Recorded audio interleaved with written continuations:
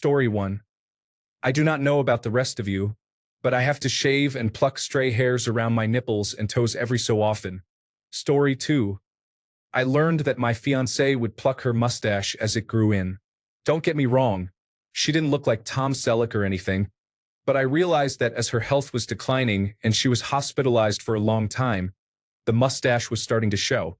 She took her appearance seriously, and I never knew that she worked so hard to make her appearance as beautiful as it was. I still thought she was beautiful no matter what. Story 3.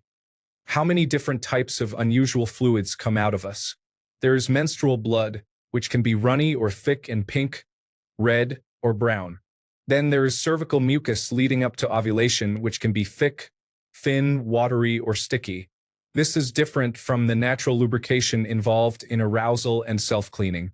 During pregnancy, there is the cervical plug that sometimes comes undone before labor, and the amniotic fluid that can come out in small trickles or large gushes during childbirth. If a partner is tracking fertility, she is supposed to touch the cervical mucus to determine how close she is to ovulation. Breast milk is made from the nutrients of a woman's blood. In the first few days after birth, it is a thick yellow liquid called colostrum before it becomes the sweet, white, thinner milk that people are familiar with. Story 4. Sometimes I want to be touched, but I don't want sex. I'm not teasing or changing my mind. I want the physical comfort of your presence and touch without the activity or mess of sex. Sometimes I don't even want to reach climax. I just want you to hold me, and those are not the same kinds of physical touch. Of course, I tell my significant other. He is very good and attentive in bed. He just also thinks that the climax is the entire point. He wants to make me feel better, which for him is food, shower, and climax. But I am happy with less physically active contact. He also prefers a formal activity for our quality time, like watching a specific show, whereas I am perfectly content to lie with our legs entangled, with music or video playing while we play different games on our consoles. Or I read while he plays a video game. He just doesn't register it as quality time in the same way. Story 5. Women are all different, but for many of us, one thing we do not admit is how easy it is to feel insecure about our looks or attractiveness, especially with romantic partners. As much as we try to project confidence and acknowledge that our worth is not tied to our beauty, deep down we still want to feel like our partner's ideal. Strangers can compliment us all day, but if we do not feel beautiful to our partner specifically, it is hard to feel good about ourselves. Story 6. Stray hair on my chin is not a rare anomaly, but a frequent occurrence I occasionally forget to pluck. Story 7. Sometimes we do not know what is wrong with us. When you ask what is wrong and I say nothing, it is probably because I do not know why I am in such a bad mood. Story 8.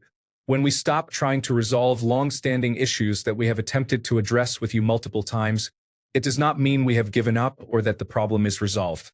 It means we are tired of wasting our energy and beginning to resent the situation. Story 9. Housework is not our hobby. We just try not to hate every single minute of doing it and therefore try to learn tips and about new products so that it can be less of a pain. However, it is not a fun hobby. Story 10. We would like to be friendly, smile, and compliment you, or help you when you need it, but we are afraid you will take it as flirting and then start stalking or harassing us. Story 11.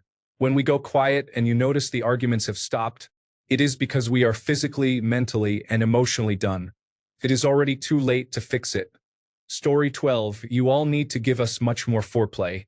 Almost no men do enough. You would not like it if we went straight for your private area without preparation, would you? Also, we want forehead kisses and cuddles much more than we admit. Story 13.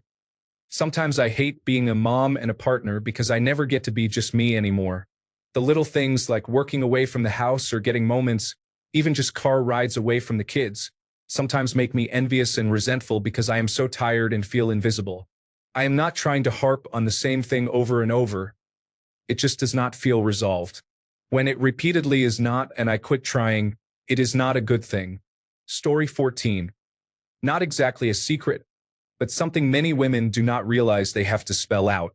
When we say, it is the thought that counts, that means the amount of thought, not that you experienced a singular thought. For example, I like guitars, so I will get her a guitar for her birthday, is a single thought that does not actually involve her and will be a disappointing gift. I know she likes purple, diary writing, and calligraphy, so I will buy her a purple diary and a calligraphy pen is something that requires the process of thought and memory and will be highly appreciated. Story 15. Strippers have to tuck their tampon strings inside and sometimes have to fish them out when their period comes, yet they still have to pay the bills. Now there are menstrual cups, but for the longest time, companies did not care about this. Story 16. That thing you think I do not know? I am very aware of it and have been keeping it to myself to give you the chance to tell me first. Also, period. Story 17. Ladies, does anyone else ever get a random vaginal hair that stabs the sensitive area? I wonder if that happens to men with their mustaches on their noses. Story 18. Just because your previous female partners liked a specific thing you did in bed does not mean I do. Pay attention when I do not seem to enjoy the moves you were told you were good at. Either they lied or I simply do not like the same things. Story 19. We would like to have male friends without there being sexual tension or anything sexual involved, but we know that is akin to wishing for a unicorn 99% of the time. Story 20. If I liked you first, I already know everything about you. I have known you for a few months now. I just want to know what I am getting myself into before approaching you. Sorry if my English does not make sense. Story 21. Only 20% of women can orgasm from penetration alone. I think it was Richard Pryor who said something like, women would allocate to foreplay the amount of time a man would allocate to, say, building a garage. Do not be misled by what you see on the screen. Story 22. How hurtful it is when people do not listen to us. I rarely have to ask someone I am dating to repeat something unless there is a loud noise. However, when I have to repeat something 3 times regularly because someone is distracted, it is frustrating. Story 23. This one makes me very sad, but many heterosexual women in my life do not tell their boyfriends or spouses that he is not good in bed. Story 24. Most women will gladly tell people that it is hard to be a woman, but it is mostly taken as a joke. Truthfully, it is rather hard physically and emotionally or mentally. On the physical side, our bodies often seem to have minds of their own. We do not know why they do what they do, even when healthy. Honestly, I do not know a single woman in my life who does not have issues with her reproductive system. Conditions like endometriosis, adenomyosis, polycystic ovary syndrome, fibroids, iron deficiency anemia from blood loss, or just painful, heavy periods that interfere with daily life are common.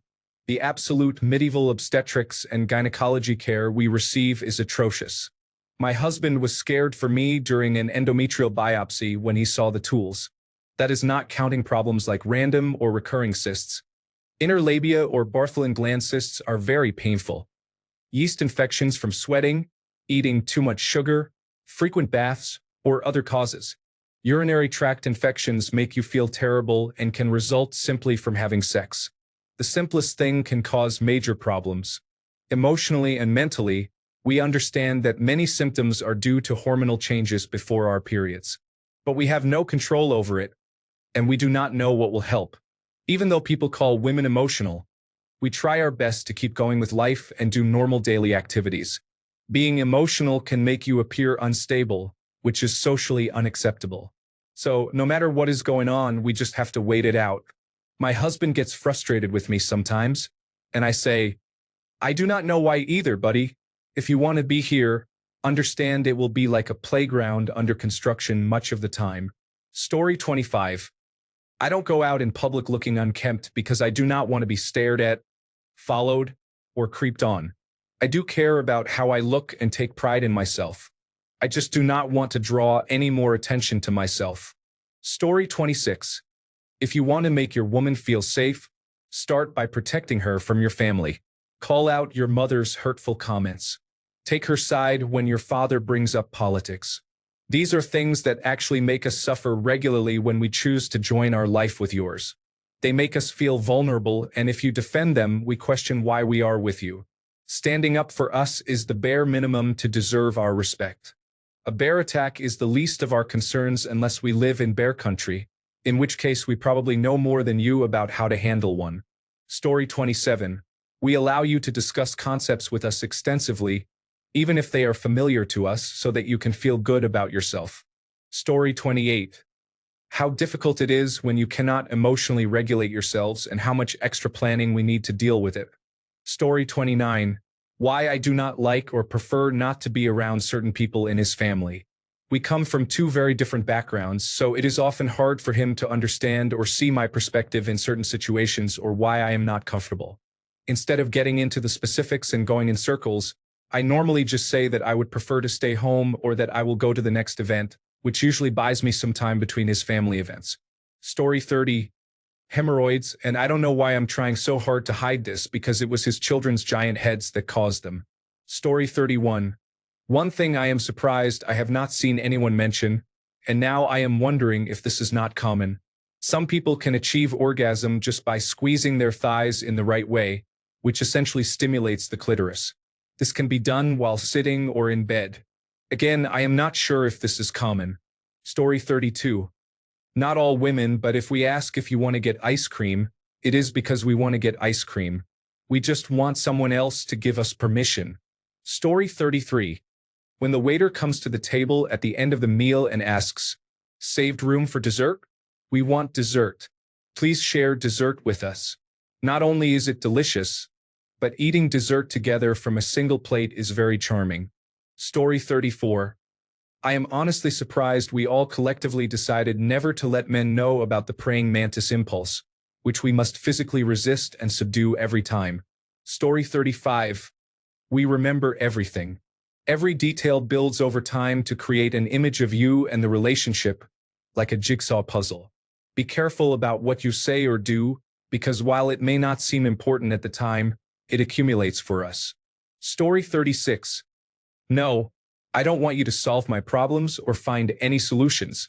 Please just listen to my rant, hug me, and say everything will be okay. Easy, guys.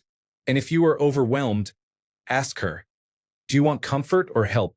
Story 37. We partake in your hobbies and interests just for the joy of spending more time with you. Sometimes we eventually enjoy the hobby, but it is not guaranteed. We might hide our joys from you, especially the more basic or stereotypically girly ones. Society often dismisses the things women love: bands, flavors, activities, colors, and so on. So if we trust you enough to share, please respect that.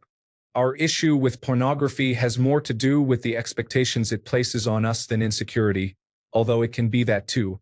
If your pornography habit does not affect our sex life, who cares? But if I am expected to look, sound, and act like someone else in bed, to the point that you are not interested in me as myself, it becomes no longer enjoyable and very difficult to become intimate. Obviously, I am not going to initiate when that is the case. Story 38. We do not normally let men know if we are faking or have faked an orgasm during sex. In my experience, the quieter I get, the closer I am to climaxing. If she starts holding her breath or becomes completely still and silent, she is about to have an intense orgasm. Story 39. I have to gauge their tone and how they are behaving in case they are secretly just like the other men I have known. There is a darkness behind the eyes I see when they are storming around but silent. Calm down, everyone. Story 40. If we are asking about something that happened, something you said, who was there, and so on, 9 times out of 10 we already know the answer. Story 41. We could use your help, even though we won't admit or ask for it. We want you to plan dates and activities, and surprise us without having to be told. Story 42. All the little ways men can be misogynistic. When we bring it up, we are called emotional or accused of not being able to take a joke.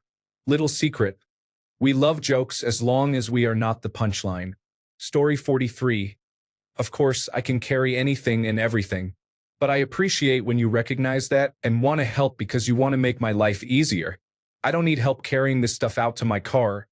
But are you going to walk alongside me empty-handed just because I can? I think partnerships are about wanting each other rather than needing each other. I chose to fold your laundry because I want to bring joy to your life, not because you don't know how to fold clothes. Story 44. Not a secret, but most men will not believe it even if it is shared. I like true loving hugs more than sex. Good sex for me is not always about climaxing. It is about enjoying the experience with someone who is completely into you. Story 45. How much we really just want to know you, men. If every encounter with a woman for a man is a prospect for a girlfriend or sex, it is inherently inhibiting for a woman. At least I want to get to know you as a person. Anything else is secondary or far down on my list. Story 46. We pretty much do not ever tell you when we are sexually assaulted. We have learned from either personal experience, public reaction, or both that we will not be believed. Not only will we not be believed, we will be characterized as sluts and whores who brought it on ourselves. Even in 2025, this is still true. A rapist, who we all heard bragging on tape about sexually assaulting women, is literally president for the second time. A Supreme Court justice also has a credible rape accusation against him. A few years ago, a man was literally caught red-handed by other men in the act of raping an unconscious woman, and he only got a few months in jail. We are not believed, and yet somehow blamed for the thing we are being told did not actually happen, or we are believed and told it is our own fault and the poor man should not face any consequences. So yeah, that is what I am going with. We do not tell you when we are sexually assaulted. Story 47. I don't know about other women, but I have never stopped feeling like the 13-year-old girl I once was. I can be made to feel as insecure, unaware, and lost as a teenage girl at any time. I love the moments when I feel like a gorgeous, confident adult woman, but in my heart and most vulnerable moments, I am that 13-year-old girl. It is not always a bad thing, but it would be nice to leave that girl behind sometimes. Story 48. Sometimes we dress up for ourselves or other women, not for men. Compliments from men are fine, but oh my God, where did you get that top? From another woman brings top-tier serotonin. Most men have no idea that half the fashion and makeup effort is not even about them. Story 49. In a relationship, we want you to always touch us and show affection. I love to hear that you love me and think I am pretty. I enjoy hearing about your hobbies. When you include us in your hobbies, it is fun.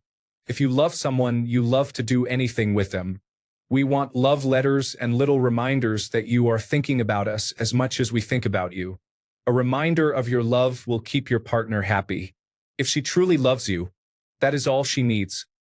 A kiss, a hair tussle, sharing a little snack, a stroke of the cheek, and an I love you. Grab our butt. As much as we complain, we love it. Make your partner feel wanted and she will be happy. Story 50. Women with long hair occasionally, about twice a month, have to remove an extra long hair from between their buttocks that has become uncomfortable and started to irritate the skin. Even the most beautiful woman experiences this irritation that scratching alone will not relieve. Story 51. 99% of our attraction to you is your natural body odor. You either smell right or you do not. It is the #1 deal breaker for women because it is unchangeable. Story 52. How scared of you we are, initially or even after years. I think we talk about it in general, like the man versus bear discussion, but not specifically about the man you are with, dating, or married to, if that makes sense. One time I mentioned how I was basically rolling the dice on my life the first time I stayed over with somebody, and he got really upset that I would think of him that way. Story 53. Millennial and Generation Z women are very knowledgeable. If they want to and have the skill, they can find out a lot about you, and will not tell you they know this information right away because it makes them uncomfortable. It is a fun challenge to see how far they can go, but if this person is going to be close to them, it is also done for safety. It's all public information. For example, my friend was hyping up a guy and wanted us to meet, which she hoped would lead to a date. She did say he had some issues in the past, but he was so much better now. He had 2 pages of criminal charges, dozens of charges, most of them theft. He actively had an open theft and trespassing charge while that friend was talking to me about him. I think you would understand if I did not want him near me. I like my stuff not stolen. Thank you. Story 54. Some of us really are not crazy at all, but we have to pretend to be crazy so you will think we are crazy and actually leave our life. Story 55. How much your little compliments and expressions of gratitude actually matter. Yes, I do like when you thank me every time I make you coffee for the rest of our lives. Yes, I do want to hear nice things even if we have been together for years. It matters. Story 56. Many women are not naturally as thin as they appear. They control their bodies and their weight using tricks to hide it, making people, mostly men, think they are carefree about their weight. For example, eating salad or soup 6 days a week but choosing a burger when out with men, claiming they are not counting calories even though they are.